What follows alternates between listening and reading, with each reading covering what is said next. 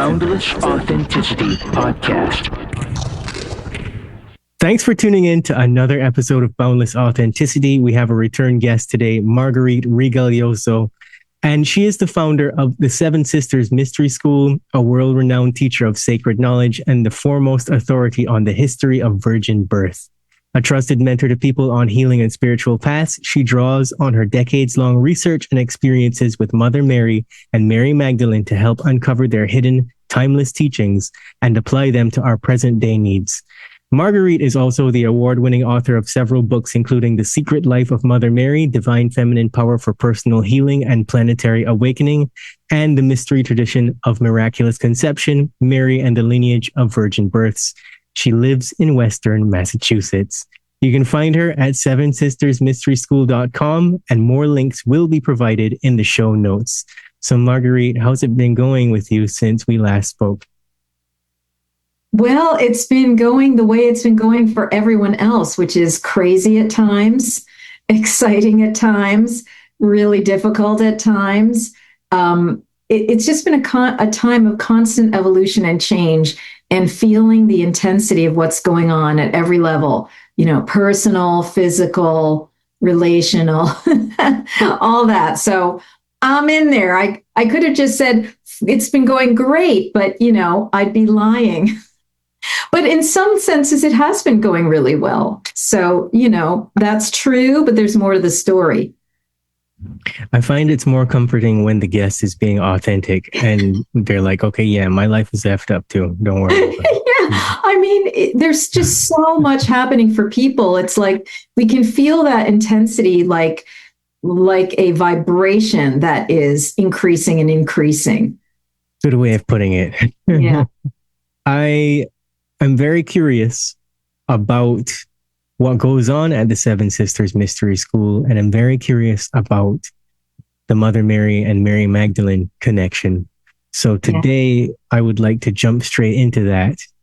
Obviously, I could ask you to describe your spiritual journey from your basic roots and your upbringing to your initiation, but maybe we could skip that, right? Yeah, because you know what? People can find some of that in my most recent book, The Secret Life of Mother Mary, because I weave that in as it's relevant to what I'm doing and talking about with Mother Mary. And people find it interesting and compelling. It's always great to hear other people's experiences and stories of, tragedy, spiritual awakening, and so forth. But yeah, let's just jump right into other stuff. Fantastic. So having said that, we have to at least touch on what initially drew you to study the virgin birth traditions in the first place. Sorry. Yeah, I was studying priestesses of ancient Greece in grad school in my doctoral program at the California Institute of Integral Studies. And I wanted my dissertation to be a complete catalog of every single thing ever mentioned and said about priestesses in ancient Greece. And as I was doing that, at the time, I had also read Drunvalo Melchizedek's book, The Ancient Secret of the Flower of Life, where his guide, fascinating, where his guide Toth told him that virgin birth was a real thing and that Mother Mary was involved, and, there was a lot more to it. And I had like a specific download myself one day while reading a book about the mother-daughter goddesses Demeter and Persephone in Greece, and it was a book by a Sicilian author, Anna Maria Corradini, and she said, this conception of the daughter by the mother was really a kind of a parthenogenesis, and it was just like a lightning bolt where I just realized, oh my gosh, parthenogenesis, meaning virgin birth without male sperm, was a real thing. And this was being exemplified by the goddesses, but it was also something that priestesses could do. So then when I started looking at all the mentions of priestesses in ancient Greece, with that theory in my mind, I found tremendous amounts of material to support it. And that's what got me on the path. I ended up writing the dissertation, it became my first two books, the Cult of Divine Birth in Ancient Greece, and then Virgin Mother Goddesses of Antiquity. And then, of course, as I realized that virgin birth was real, but I was seeing it in other cultural contexts, I went right to Mother Mary and understood what was going on with her because of all the codes I had discovered in the ancient Greek material. So when I was looking at some of her manuscripts and so forth, I was able to decipher it and make sense of it at long last. So it went from being an artifact of faith that pretty much, what thinking person could actually believe it, into understanding the explanation, what it really was, how it was possible, and what it means for women today. And that was my third book, The Mystery Tradition of Miraculous Conception, which you mentioned earlier. Okay, so you mentioned that word parthenogenesis, and I know that there's some connection between Mary and the Magdalene there. There's some kind of dynamic that's happening. Can you describe that? Yeah. Well, they were both masters of the womb mysteries. So Mother Mary was particularly a master of self-conception, and Mary Magdalene knew those codes. I have been recently told by her, she knew those codes, and her focus was more on tantric conception with Jesus. So what does it mean to be a womb master? Well, it means that they were well-versed and practiced in the ancient mantras that were used to clear and amplify the power of the womb. They were well-versed in ancient diagrams known as yantras that, these are dynamic worldwide traditions, but they had a strong influence in India. But these women were connected with that. And they had a strong understanding of the philosophical concepts involved and other yogic practices. And they had a strong connection of all of this with the star realms, the star allies. So it's a whole complex area of study and understanding.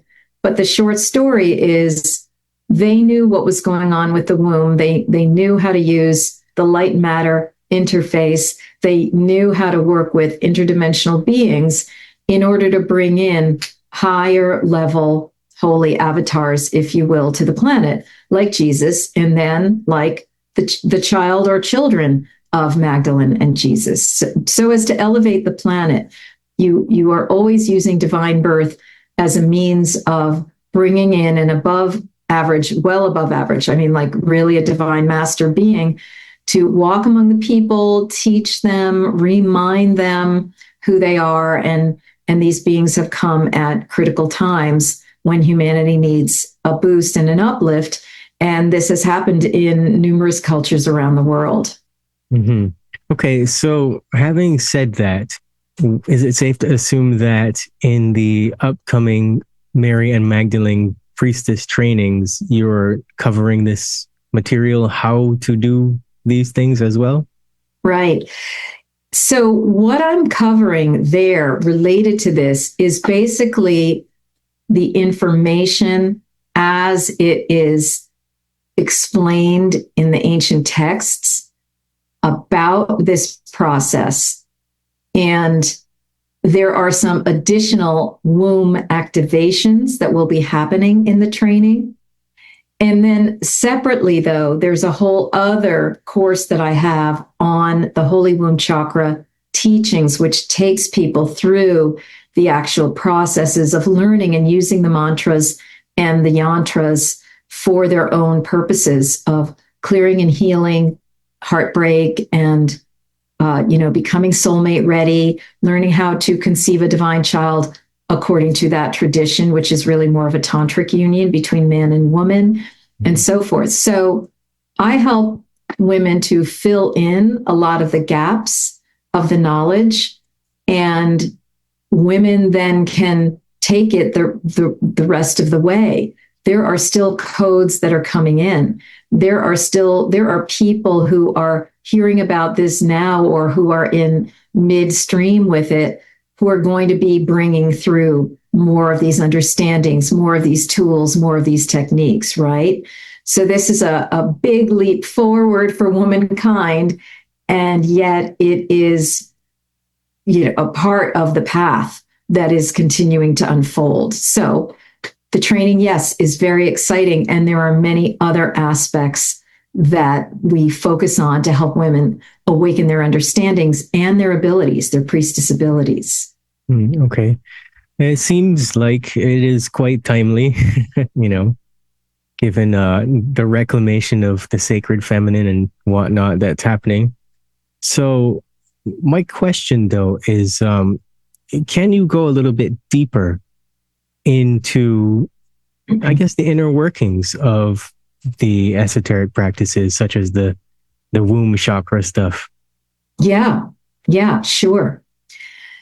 So these practices involved training from the time the girl was 2 or 3 years old, and usually training by other high-level priestesses who understood various practices.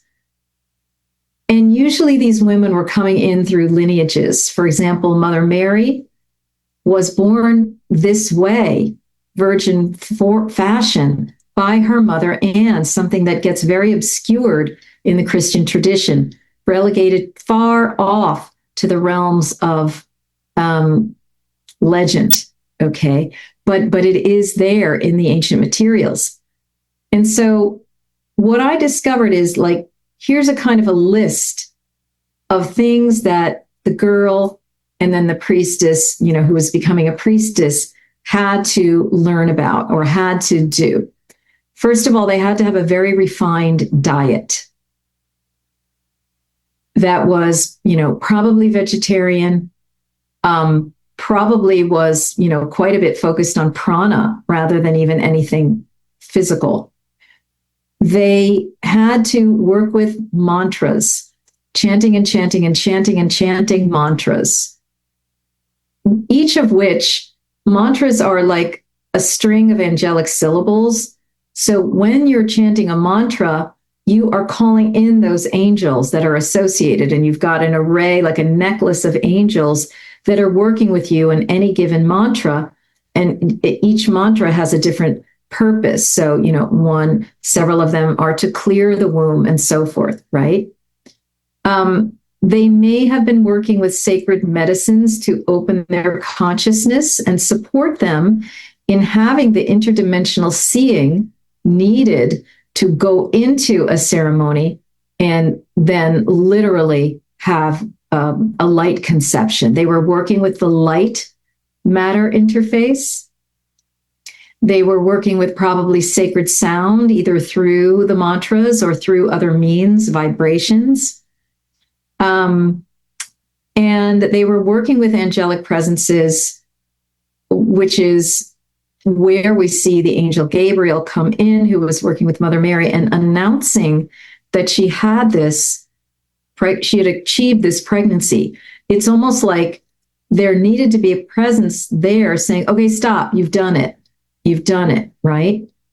They were using most likely inner heat, inner fire, inner visualization.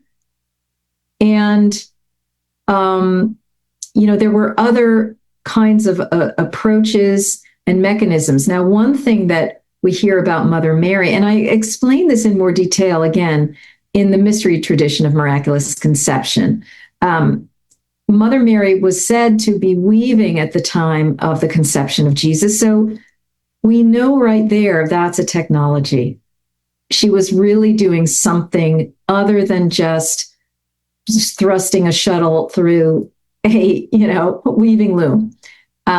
This weaving was an internal kind of weaving where she was probably stepping in and out of the material plane.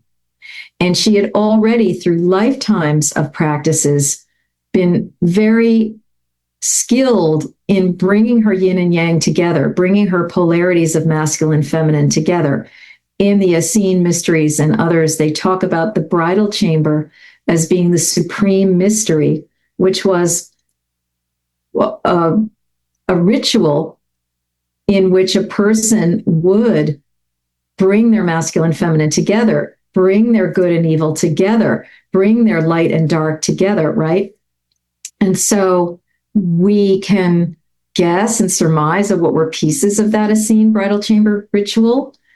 And we can be working on this in our lives, unifying our polarities and so forth. So as you can see, and, I do think there were numbers of lifetimes that a woman would go through before she was really ready to do the divine conception process through all of these means, being really super open with an entheogen, calling on all of her skills, tools, and powers, working with the divine angels on the other side of the veil, which she could now traverse, and just getting very quantum with her own womb, with her own egg, with her own, right, her own uterus. So it's a mystery that boggles the mind, but it is so important to understand it and hear about this, because then we can know what this whole virgin birth business was about, how Jesus was formed, how he came into being, why he was such a high-level avatar, why he was able to accomplish what he did in his lifetime, why he was able to resurrect through the crucifixion, which also involved Mother Mary's womb at the end of his life. Okay, that's a whole other story. And we realized that these women were master technicians of the body, mind, spirit, matter, light interface. This dimension and the star dimensions. It's breathtaking. You have given me so much to think about, and there are too many questions just forming in my head all at once. Yeah. Okay. Let's go back to the diet thing. So you mentioned that the diet was based mostly on prana. So what does that mean? Is she doing specific breathing techniques? What does that... I believe so. And it says in her gospel, which is called the Infancy Gospel of James. James was the witness and writer about all these things, but the infancy was Mary's infancy that's being described. Originally, this document was called Birth of Mary. It says that she was fed like a dove, and she was fed at the hands of angels, all right? This is telling us that she was in the tradition of the dove priestesses and the dove mothers, which we can trace to the 7 dove mothers of the Pleiades, the 7 dove sisters of humanity, which in the Greek tradition and many traditions worldwide are understood to be humanity's mothers, humanity's DNA donors. Okay? And so the dove is a very strong reference there, showing us that,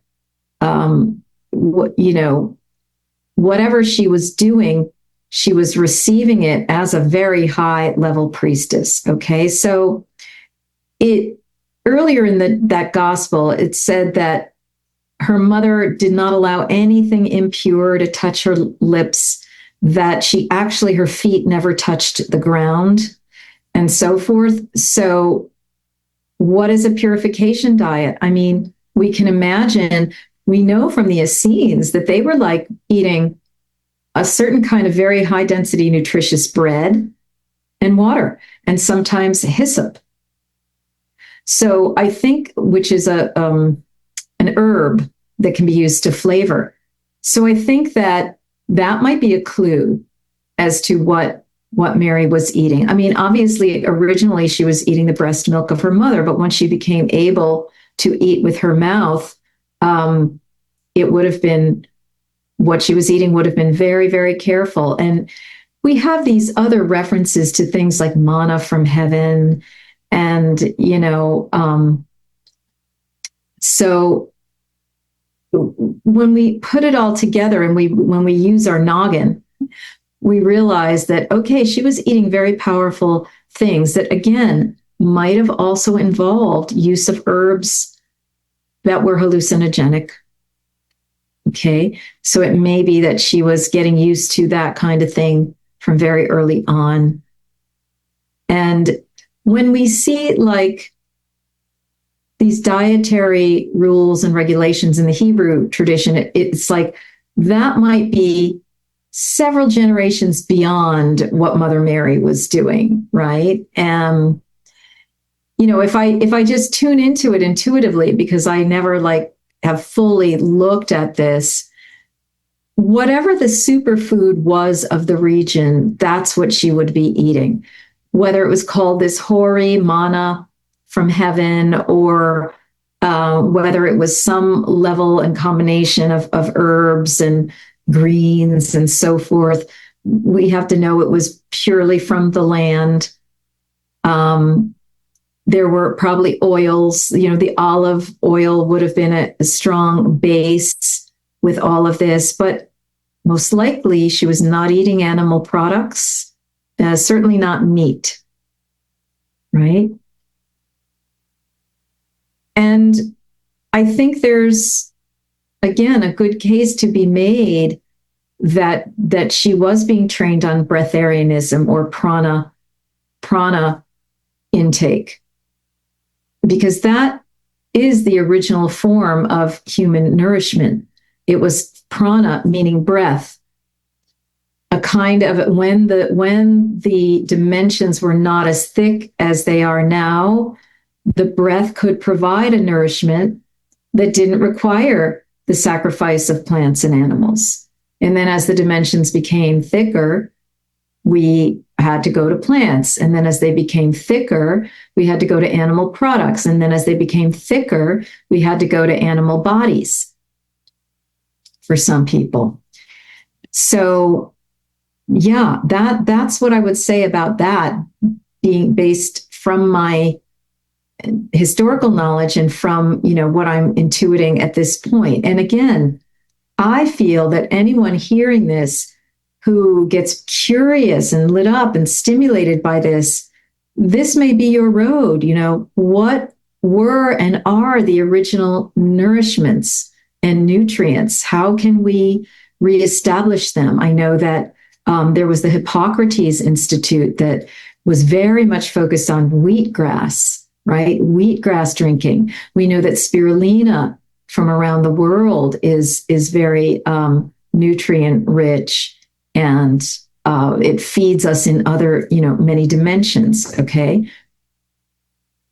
So I'll just pause there. Yeah, I'll let you pause there.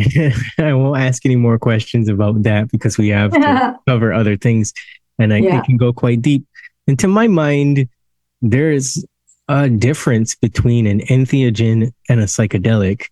Yeah. And I'm taking from this that what you're saying is she was just probably taking these entheogens to induce a very deep state of conscious awareness. Yes. And somehow that was feeding in to this light matter interface, which is a technology of sorts. Yes, yes. So you would have to be totally awake and open to understand what you were seeing and doing when you were in the divine birth interface or a divine birth ritual, right? You had to be maybe seeing your eggs. You had to be seeing that beam of light coming in. You had to be orchestrating this and flowing with it and cultivating it. That's how I imagine this. Okay.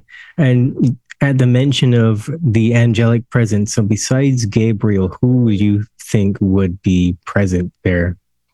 Well, any of her ancestors that were involved in this, like we could go all the way back to Sarah, the biblical Sarah, the first named matriarch of the Hebrew Bible, who divinely conceived Isaac. And to my mind, it would have been the star beings that govern or support these processes, for, in particular, the seven sisters of the Pleiades, who, how many, thousands of years before Mother Mary were already coming to Earth to lend their DNA through their own divine conceptions, the production of children that then went into the human stream and reproduced with a high level of Pleiadian DNA in them. So that DNA of the seven sisters or the seven worlds of the Pleiades has gone around to all of us. And I would imagine that Mother Mary was in contact with them quite a bit before, during, and after this conception rite that she engaged in. What would you say is behind the desire, or the apparent desire? I don't want to assume too much, but to bury this information from the traditional Christian teachings? Well, they are powerful roads to and indicators of the power of women, the power of the womb, and what is really possible with the human body. That kind of knowledge and that kind of female empowerment does not serve the negative forces known as the archons, who are described as interfering with humanity, putting their own seed into humanity through non-approved rapes that went against cosmic law, etc. So those beings, have been enslaving the planet for quite some time, as we hear about in the Gnostic sources, where Jesus and Magdalene and Mother Mary and the Holy Family were walking around. And it's described. Just go get that book, The Gnostic Bible, by Willis Barnstone and Marvin Meyer. It's a whole compendium. Or the Nag Hammadi Library, that's another one. And it is a collection of the documents that we have available that'll really curl your hair when you read. Oh my gosh, holy crap. First of all, Adam and Eve were split, then they were raped. These watchers were angelics, fallen angelics, who started looking at the human beings that were around and saying, hey, let's get our seed into these people. And then they created giants, the Nephilim, and different races, even on the earth, and they intermingled with our DNA. And these beings really want their food source. Their food source is human misery and negative emotion. And they, in order to have that keep coming, and sometimes human blood, and in order to have that keep coming, they need to control us. So they need to program us, and they need to strap us down, and they need to make us think we're free when we're not, and they need to suppress the mysteries of the feminine, which are something altogether different from what they're up to, and are one of the roads of liberation out of it. So what you have is the strange, convoluted story in, so-called Christianity that got hijacked and abducted, really, of a divine birth priestess who gave birth to an avatar. Well, they don't call her a divine birth priestess, they call her a maid, and they disappear her very quickly. They just use her long enough to validate that this male representation of God came to the planet and was real. And then they hijack his image and his reality and make him equated with their negative God. You see how it works? So there's been a lot of co-opting and the suppression of the feminine and the suppression of groups that held or hold these mysteries. All of the Essene and mystery tradition people from the ancient Mediterranean and Middle Eastern world and beyond, in every continent, all the indigenous people and so forth, had to be decimated, suppressed, re-educated, programmed, raped, traumatized, and completely disempowered. And that's what we've got today. So we're coming out of this and peeling off these veils and these layers by understanding, oh my gosh, What's under that veil of virgin birth? Wow. Well, where does that lead? This is all part of the process of awakening. I have to chuckle a little bit because I bet the audience wasn't expecting that answer.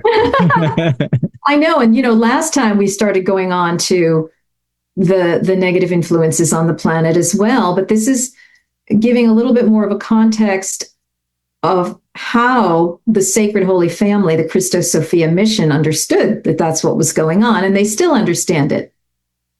And this prophecy of the awakening and the return of the rose lineage is happening now. It's not complete. We are all part of that, which is, again, why I and others are doing priestess trainings, the Mary and Magdalene priestess trainings, to get women, at least to the edges of the water and starting to swim in, so that they can swim the rest of the way themselves, or find the islands, or find the new continents, right? This is a big time on the planet.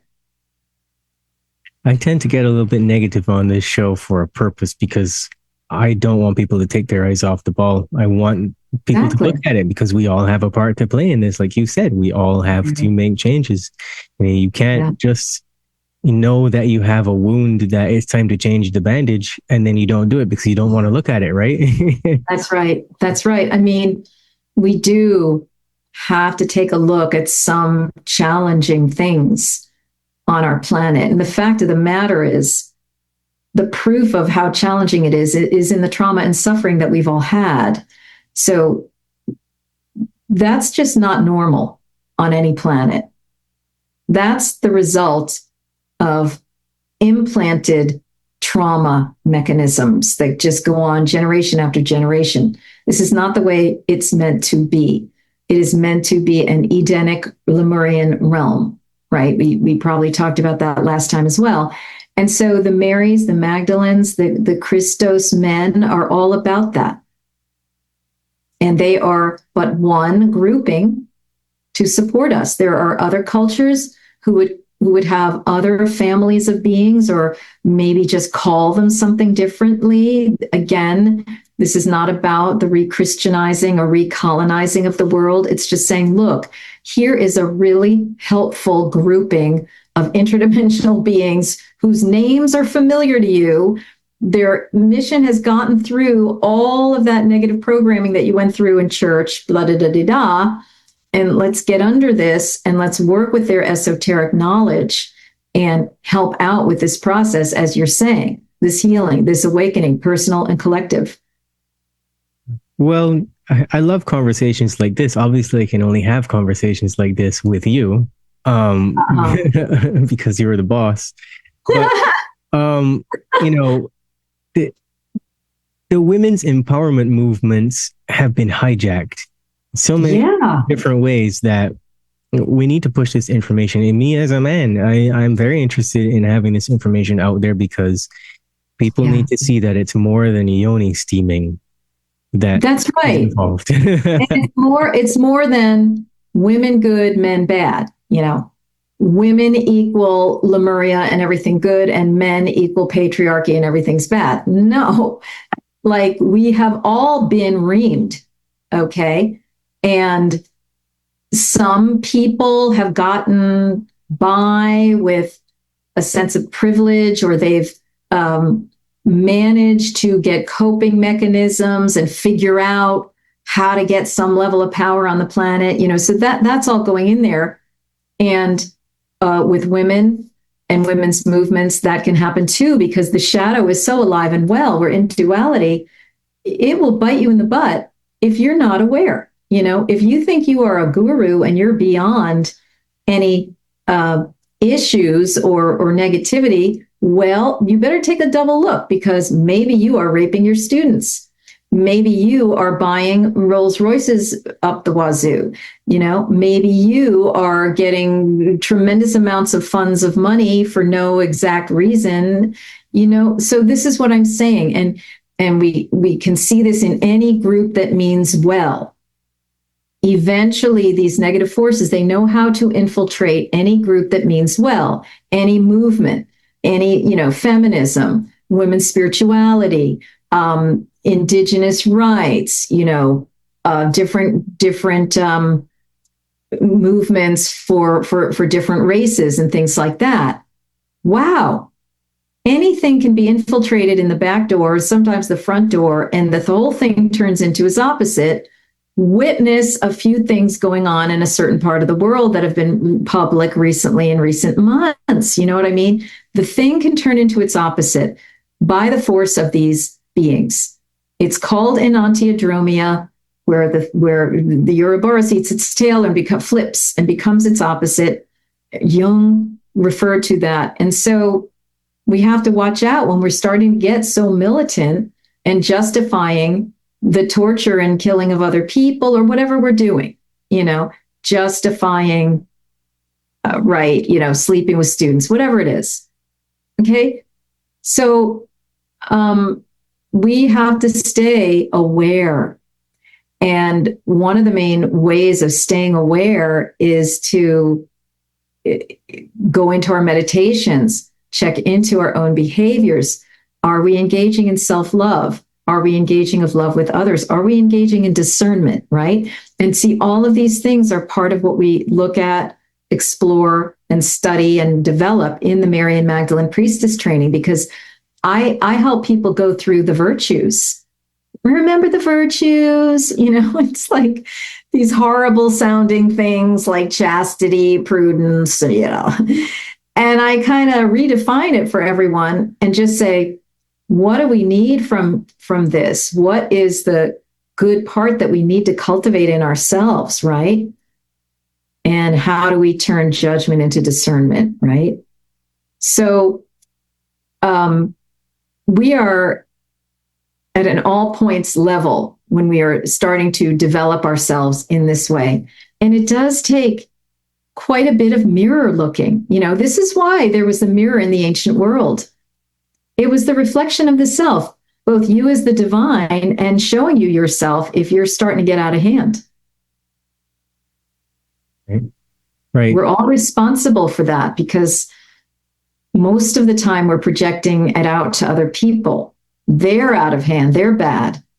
And it's like, oh gosh, what am I involved in? Mm-hmm. Yeah, I would like to be abundantly clear about something, because we obviously went into it there about a certain level of depravity that is conveyed by these movements. So with that, you have to ask the question, how is what you're teaching different from traditional tantric practice? Yes, you see, I am not really teaching tantric practice per se. I'm teaching tools, mechanisms, technologies for the cultivation, development, clearing, and healing of the human individual, in this case, the priestess. From there, the woman can decide where she wants to go, what she wants to do. Is she engaging in sexual relations? How is she doing that? Is there a sacred component? Sri Kaleshwar in those Holy Womb Chakra teachings that I alluded to before said that it's important to have a soulmate partner, like a lover in this work, and that women and men can conceive what he calls a divine child, but it's simple. It's using a 2-process mantra, a 2-sequence mantra. One is done while the couple is engaging in sexual relations, and the other is after the woman gets pregnant. She does the second mantra, and these confer energies or draw in the soul to begin with, and then confer energies upon the soul.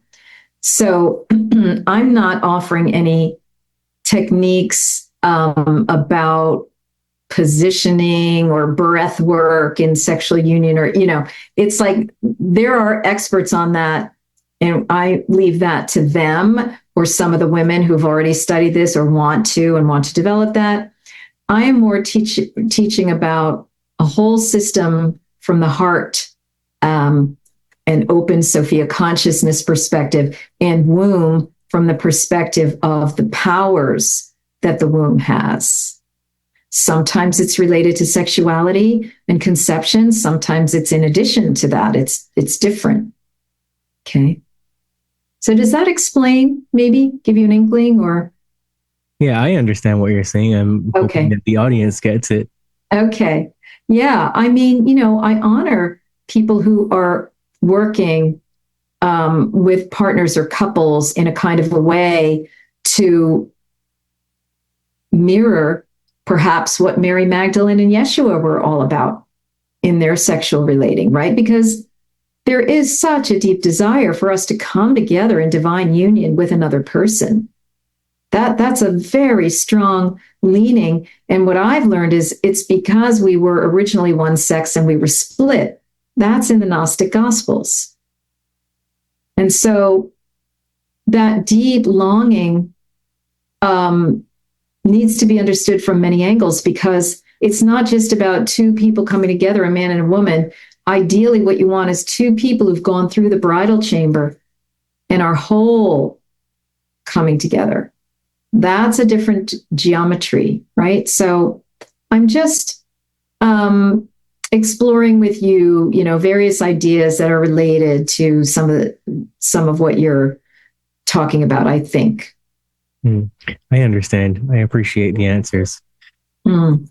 So let's jump into, for somebody that has completed work with you, the priestess training, for example, how do they then integrate these teachings into their actual life or their spiritual service or their career or just everyday living?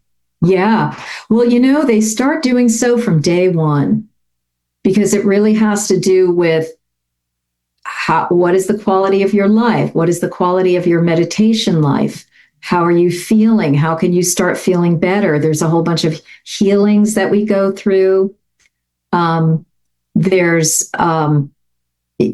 sparked and opened by these concepts that are presented, and then these experiences of ceremony that we go through using cacao optionally. These are online experiences that help people go deeper, right? Because cacao is both a heart opener, it's a very gentle but powerful heart opener and consciousness opener. It's not a crazy hallucinogenic, it's really democratic and open to everyone. But it helps us drop in more deeply with the intellectual understandings and the toolings that we've received, right? So this is happening at every step of the way. Every month of the 6 months, there's new things that you can incorporate, and people learn how to do anointings and a kind of a baptism a la the Gnostic type of baptism. What does it mean? Why would you baptize yourself or someone, right? That kind of thing. And I think there's just a general sense of awakening, exaltation, and also validation of what the women know as they go through the training. And there's an option of taking it out to the streets or whatever, where people can do some kind of project or ceremony that's completely optional. And I provide some guidance for that. And some people have done anything from just feeling like they're a better, more empowered person in their family, professional life, or job they already have, to, they're going to incorporate this and develop a practice of golden light healing of others, or they're going to do it for their families. Or some of them, again, it's just more tools in their toolkit as a priestess if they already are one, or it's a means of them stepping out and doing this kind of work. And there are people from all different professions. Some just find the information and the tools incredibly helpful when they are doing altered state experiences with others, or leading people through altered states. It could be some of the sacred medicines, or it could be that they are therapists or what have you. There are just many, many ways in which this information and this energy transmits into a person and has a dramatic effect on their life. I mean, we have some really amazing testimonials on the the registration page, if people go to sevensistersmysteryschool.com, the 7 is written out, Seven. Just scroll a little bit down and you'll see Mary Magdalene Priestess training, and click there. And there's a page where you can see what some of the women have said about the first year. We're now in the cohort, a new cohort of this, right? So it's kind of direct and also indirect. And I think it's something that keeps having dividends, if you will, going on into people's futures. That's how these things work. Mm-hmm. Mystery transmissions. And it's also a matter then of how devoted people are to maintaining their sacred self through all the usual practices we have to do: breathing, breath, meditation, all of that kind of thing, coming to stillness, working in conflict situations in a better way, all of that. So, to the best of your experience and all of the testimonials that you have had and the results that your students, if you want to call them that, your trainees, whatever you want to call them. Participants, I call them. Participants, okay. Yeah. So from everything that you've seen in your own life and what they get out of it, how has this process actually impacted men? And I have to say that because I am the definition of dirty, greasy, hardback, old school man with a hard head and a certain, a certain way of being. Yeah. But I'm interested in this. Yeah. Because I know that both things can't exist without each other. Right? Yeah. Well, this is like a whole dissertation in and of itself, but off the cuff, right? There are ways in which when a woman is influenced, affected, and awakened like this in a training such as this, or even, I've got even like a free Mary and Magdalene womb heart activation that will be in your show notes that people can experience. When you go through something like that, it's like putting a rock in a pond or even a pebble in a pond. The ripples go out, right? We may or may not be able to see direct results, but I think that these processes help women to communicate better with men, connect better with men, have a bit more compassion, and serve as an inspiration to men, right? My partner is directly influenced every day, even though he's not listening to some of the things that I'm saying, but every once in a while he will, or I'll just share with him some concepts, and he's been awakening quite a bit, to multidimensional consciousness. So, can I take credit for that? I don't know, but certainly we've been in a cauldron together. It's amazing. And I would otherwise kind of have to ask, the women, how has this affected men? Now, there are men who come to the various things I offer at Seven Sisters Mystery School, like my Inner Sanctum Temple monthly experience. And they're so interested. They just want to be right there. They're going through all the activations. They're listening to the teachings. They're integrating it in their own way. It's helping to heal them. Right? Because the Marys are there to heal everybody, and men need so much healing. So when I take people through a sacred circle with the Marys in the Inner Sanctum Temple, and we dissolve feelings of unworthiness, that's for everybody, regardless of your sex, right? So these are not just woman-oriented attunements or thoughts or ideas or processes. They're really universal to the human race. And what I feel coming, and I think there are probably other teachers teaching things like this, but I feel coming like a Christos training.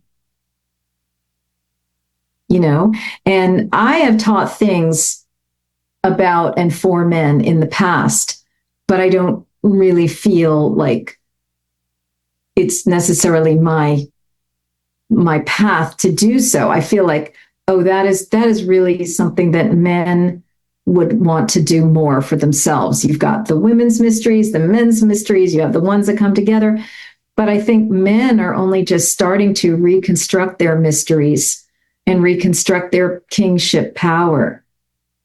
And the Christos is a model for that, and his manifestations in the energies of like King Arthur and so forth. That's just in like the European tradition. But I think all over the world, there are kingship models of healthy, non-invaded male behavior and bodies and things like that. And, non-traumatized masculine. So this feels to me like something that's going to be unfolding over the years. And whether it's that I'm involved in a Christos training or not, I'm not sure. I do know that like Grail Corsini over in, or let's see, what name is she going by now? Dearest Grail. I am not exactly sure what name she's going by, but she's at the Goddess Temple of Ashland, Oregon. She has done these like night trainings, training men to be knights and things like that. And so these things are happening in pockets because the night energy is very much related to what the sacred family was all up to, what Yeshua represents, and so forth. All right. Well, Marguerite, it seems that we just have a few minutes left. So is there anything else you'd like to say? Oh, my goodness. Well, once again, Jahan, thank you for doing what you're doing and being that masculine presence who is peering through the veil, interested in what the feminine is doing and how this integration across sexes can benefit everybody. So I think that, your show is one place where people are able to receive codes and downpours in many different topics at many different levels so that this global human awakening and healing can happen. And, blessings to you in that.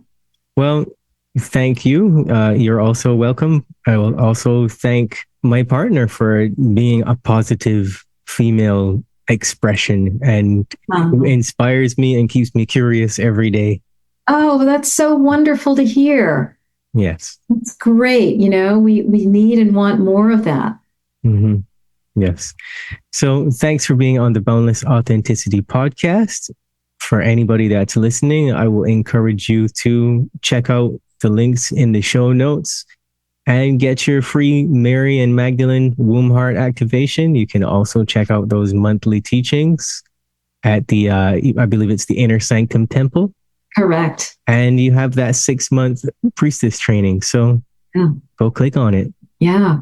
I hope people have been inspired in this listening and that it has brought some level of newness, freshness, excitement, maybe even healing to your life. I hope so too.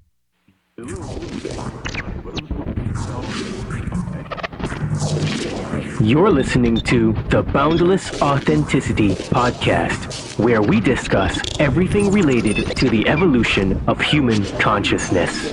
At the very least, people need to understand that the United States builds bunkers, which are basically cities underground, every 3 months. Basically, when you dream, you tap into your subconscious. It is your nocturnal intuition, your creativity and imagination unchained from conscious reason, ego and logic. They're biologically alive, but they have no soul. They have AI consciousness. They can alter your conscious and the brain together.